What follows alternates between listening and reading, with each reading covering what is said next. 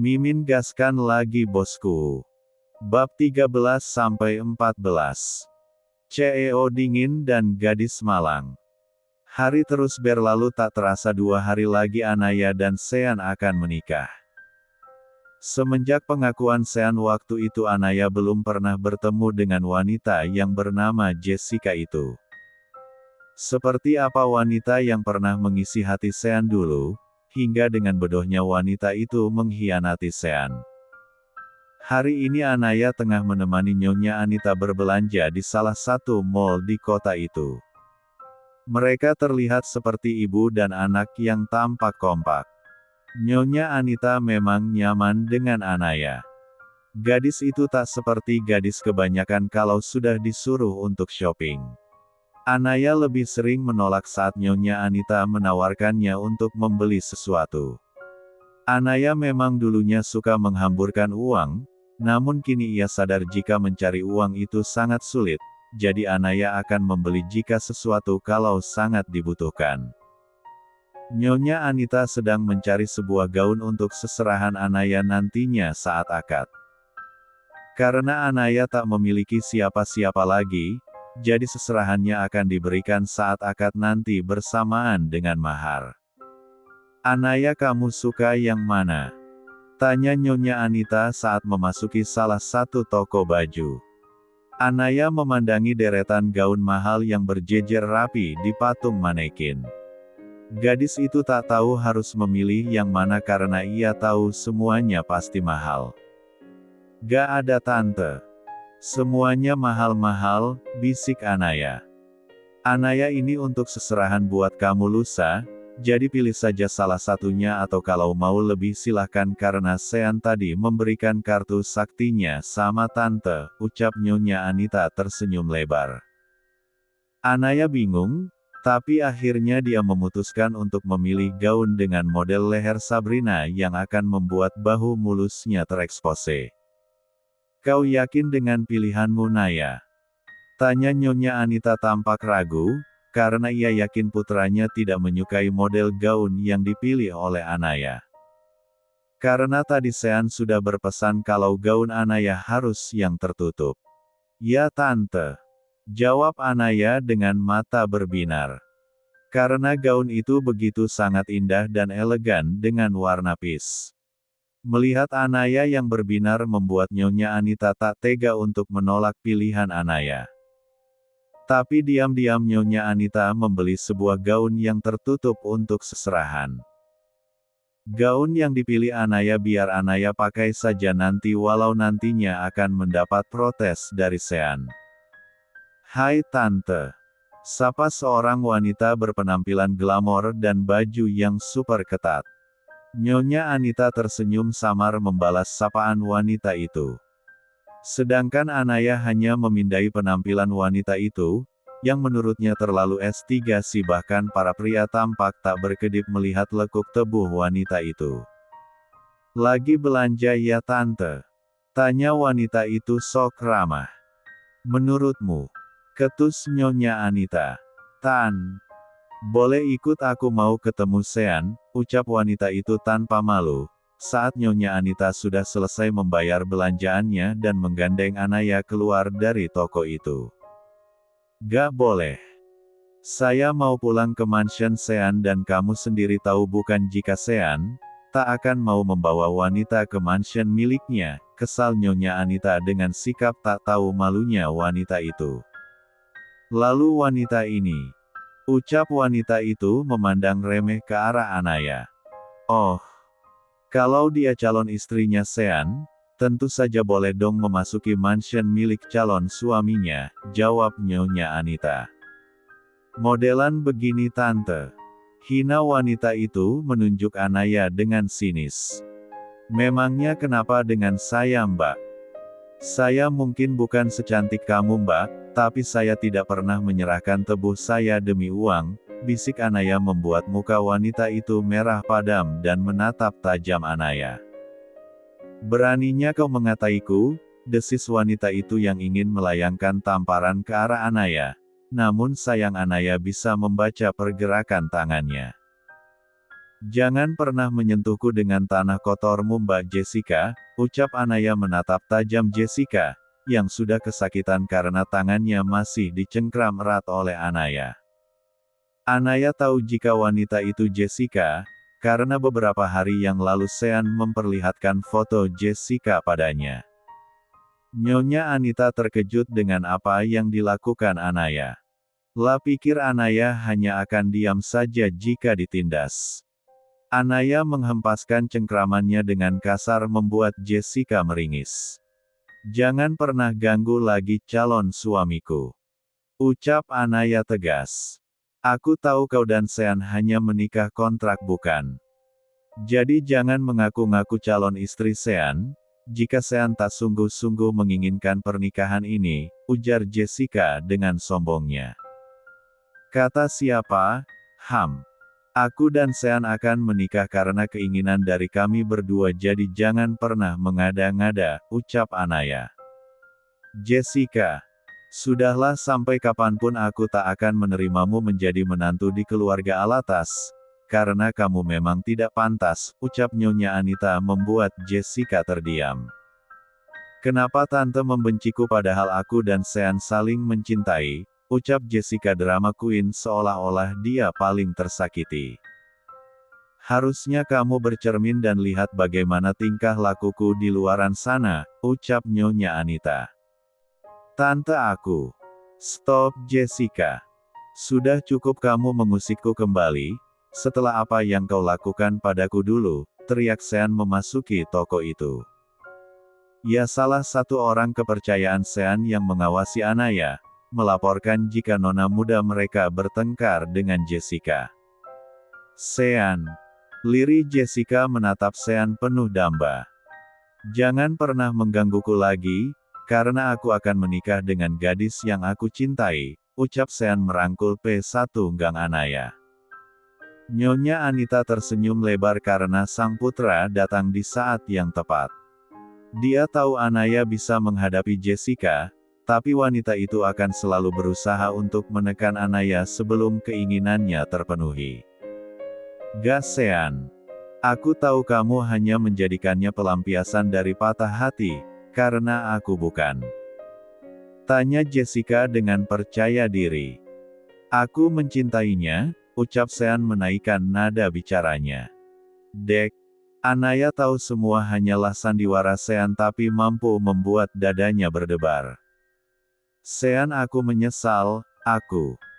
Sean segera menarik Anaya keluar dari toko itu diikuti oleh Nyonya Anita dari belakang. Anaya hanya menurut saja tanpa memberontak, karena ia harus memaksimalkan akting Sean. Jessica menatap nanar kepergian Sean dengan Anaya. Lah menyesal telah mensia-siakan Sean dulu. Pria yang selalu memanjakannya dan mencintainya dengan sepenuh hatinya. Kini semua sudah berlalu bahkan Sean sebentar lagi akan menikah dan pupus sudah harapannya untuk kembali bersama Sean. Sean membukakan pintu mobil untuk Anaya dan mempersilahkan Anaya masuk. Sedangkan Nyonya Anita akan diantar oleh sang sopir pribadi miliknya Sean. Sean melajukan mobilnya membelah kota, tak ada percakapan yang terjadi di antara mereka berdua karena sibuk dengan pikiran masing-masing. Sean atau Anaya berusaha terlihat tegas di hadapan Jessica tapi sebenarnya gadis itu tengah ketakutan. Kau baik-baik saja Anaya? Tanya Sean menatap Anaya sekilas. Menurutmu Kak, apakah aku baik-baik saja? Tanya Anaya. Tidak Anaya. Tapi ke wanita yang hebat Anaya, ujar Sean. Glek. Bab 14. Mansion milik Sean kedatangan tim MUA, yang akan memakai over Anaya. Hari ini Anaya akan memakai Heana. Pernikahan memang akan diadakan di kediaman Alatas bukan di mansion Sean.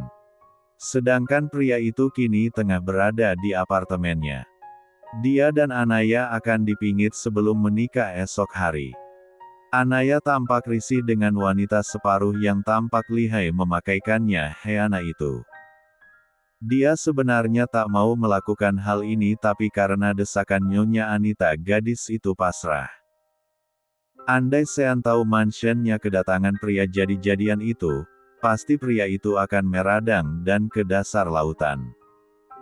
Selama ini pria itu melarang siapapun selain keluarganya untuk masuk ke mansion itu. Tapi kini setelah Anaya tinggal di mansion itu, sang mama tanpa sepengetahuan Sean membawa masuk orang lain. Ruang tamu yang dijadikan untuk tempat berkumpulnya para lelaki jadi-jadian itu, tampak heboh apalagi dengan kedatangan Robbie sang sekretaris Sean, membuat para manusia setengah dewa itu menjerit melihat sosok tegap yang menurut mereka J4 entan. Baru melihat Kak Robbie aja udah kayak cacing kepanasan mereka, apalagi melihat Sean yang jauh lebih tampan dari Kak Robbie. Pikir Anaya melihat mereka yang tampak begitu heboh. Robbie terkejut dengan apa yang dilihatnya di mansion sang bos. Siapa yang mengizinkan mereka datang? Pikir Robbie yang terus berjalan menuju Anaya.